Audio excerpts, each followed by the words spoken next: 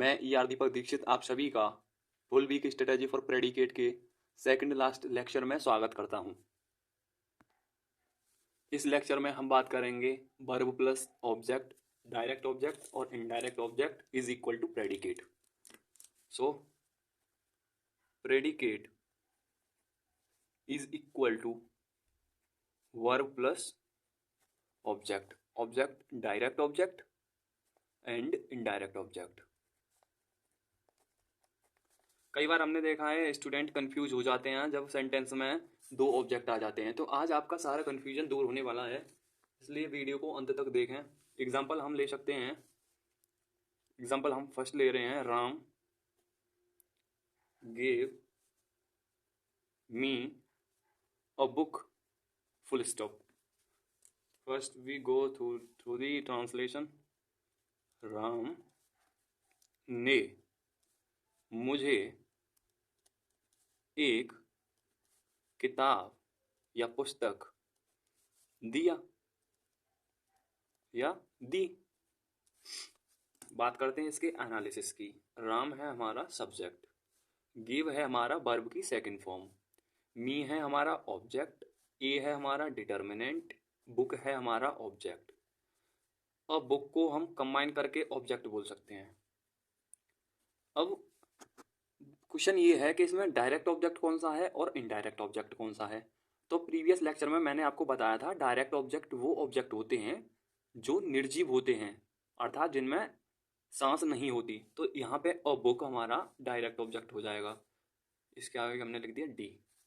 मी जो है, मी एक प्रोनाउन है, आई का प्रोनाउन है, आई का ऑब्जेक्ट है मी, आई हमारा पर्सन है, तो हमारा ये हो गया हमारा सजीव, सजीव है तो इसका मतलब ये है इनडायरेक्ट ऑब्जेक्ट।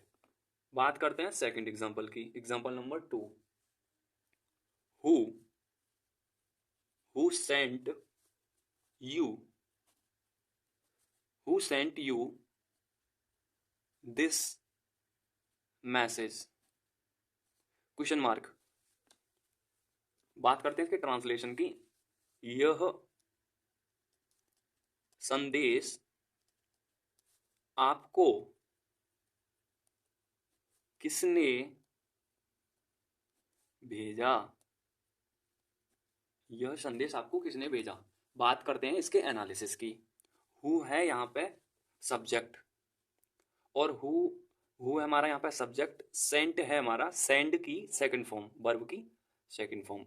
यू है यहाँ पे ऑब्जेक्ट, सेम दिस मैसेज यहाँ पे ऑब्जेक्ट है, जिसमें से दिस मैसेज निर्जीव है तो यह हो गया हमारा डायरेक्ट ऑब्जेक्ट, यू हो गया हमारा indirect object.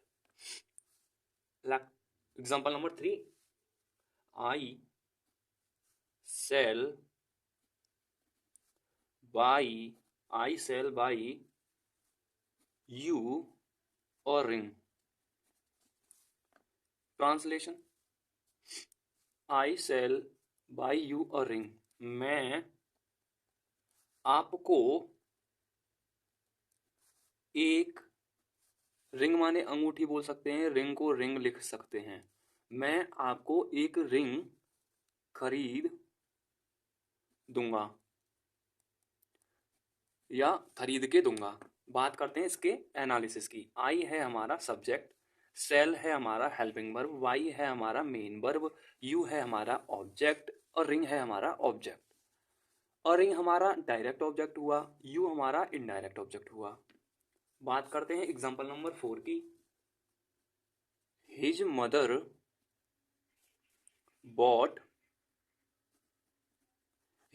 Bot her a watch,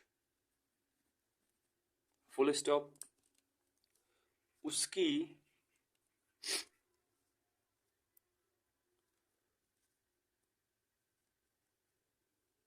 उसकी माँ ने उसे एक घड़ी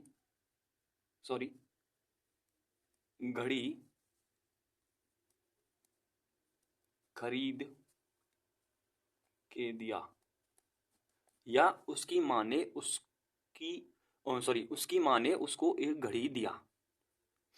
बात करते हैं इसके एनालिसिस की। His mother is a subject, what is a verb की second form, her is a pronoun, and here this is object. A watch also a object, but a watch is direct object, her is indirect object. Now goes to example number 5. He can lend you some money, full stop. वह आपको कुछ धन दे सकता है। भाई मुझे समझ नहीं आ रहा, ये चींटियां पे पढ़ने आ रही हैं, क्या करने आ रही हैं? इतनी सारी चींटियां आ रही हैं, इतना सारा जगह पड़ा हुआ है यहाँ पे, पता नहीं कॉपी पे ही क्यों आ रही हैं। चल छोड़ो, बात करते हैं इसका एनालिसिस की। He is a subject, can is a helping verb, land is a main verb, you is a object, some money is also a object but some money is direct object and you is indirect object. So I hope ये lecture आपको समझ में आया होगा।